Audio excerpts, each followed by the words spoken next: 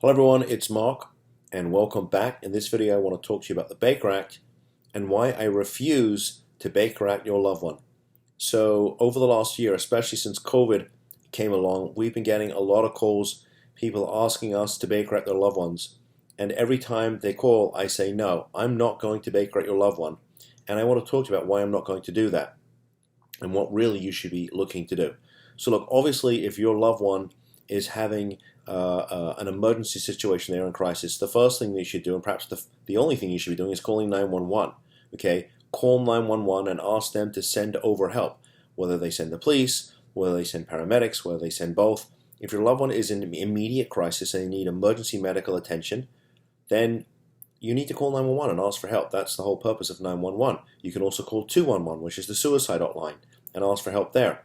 Okay, but I'm not going to Baker Act your loved one, because when your loved one gets Baker Acted, what's really happening is the state of Florida is taking care, custody, and control of your loved one. Now, the state can take custody of your loved one of two ways. Either when you get arrested, so they take custody of you by placing you in the criminal justice system, or you get Baker Acted, and they take custody of you by placing you in the state mental health system. Now, if you've looked at any of the videos on our website, you know that I've sort of waxed lyrical about the abuses of the Baker Act. But I've also talked about the fact that it's a very useful tool. In fact, it's a life-saving tool when it's used appropriately. And when someone's having an emergency due to some type of mental health issue, not only do we empower the state to take custody of them to deal with the issue, frankly, I think it's the best thing that can be done. Let the state take custody of them, because they can move fastest, because they have the they have the resources to do it, right? They can send over the police, they can send over paramedics. Okay, you don't have time to run to the courthouse, so the state has authorized their agents, i.e. the police, to come over and Baker Act the loved one for you. And it's a great tool when it's used appropriately. But if you're calling me because you're looking to get your loved one into treatment, and someone has told you that the Baker Act is a tool to do that, I'm here to tell you that it's not. The Baker Act is not a treatment statute. I'm going to repeat that. The Baker Act is not a treatment statute. It is a statute that is intended for emergency stabilization only. And if you Baker Act your loved one, there's one of two things that's going to happen. Either they're going to get released somewhere between 0 and 72 hours after they've been taken, and 72 hours is not going to do really anything for them. They'll probably come out worse.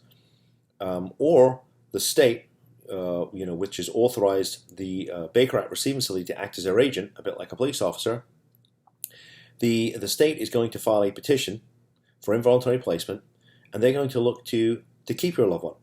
They're going to look to basically make your loved one a ward of the state, which means they can, in theory, get a court order to keep them for up to 6 months, and that 6-month period can be repeated, it can be extended, and during that period of time, you're not going to have any say whatsoever in what happens to your loved one. So if you think that by Baker Act them, you're going to get them help, unless it's an emergency, and I keep emphasizing that, unless it's an emergency, then don't Baker Act them. Don't go to the courthouse and file a petition for placement, because you may never get them back. Don't ask a police officer to act as a social worker and Baker Act your loved one because you haven't taken the steps to get them treatment. So look, this is not a finger-pointing exercise to say, oh, you haven't done, families haven't done their job, you haven't taken responsibility.